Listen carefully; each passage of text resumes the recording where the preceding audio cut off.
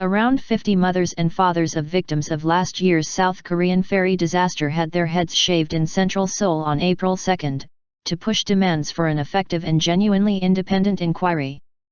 With the first anniversary of the tragedy looming, the parents including 10 mothers also called for the 6,825-ton Sewol ferry to be brought to the surface where it sank off the southern island of Jindo on April 16 with the loss of more than 300 lives.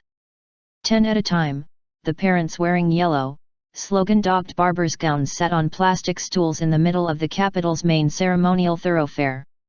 "The truth never sinks," they chanted before volunteers stepped forward to shave their hair off with electric clippers. Following months of political bickering, the South Korean parliament passed a bill in November initiating an independent investigation into the sinking. But relatives have accused the government of seeking to influence the probe by appointing officials to key posts in the 17-member inquiry committee. Committee Chairman Lee Suk-tae, one of the members nominated by the families, said clear efforts were being made to minimize any political fallout from the investigation.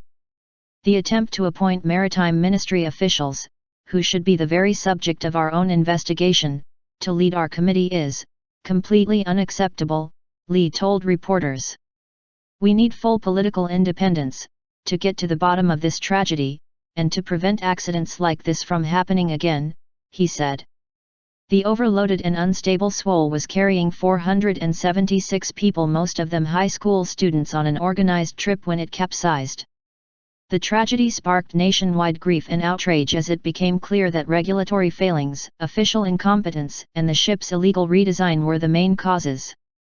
The official response to the disaster was widely criticized for being slow, uncoordinated, and unfocused, and prompted President Park Geun-hye to vow a complete overhaul of national safety standards.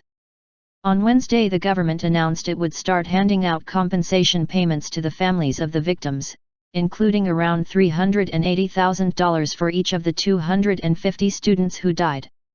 The announcement infuriated victims' family groups, including those who had their heads shaved on Thursday.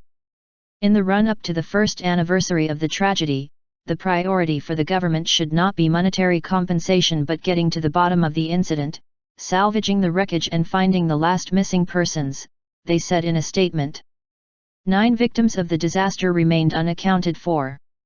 More than 50 people have been put on trial on charges linked to the sinking, including 15 crew members who were among the first to climb into lifeboats. The Sewol's captain was jailed in November for 36 years for gross negligence and dereliction of duty, while 3 other senior crew members were sentenced to jail terms of between 15 and 30 years.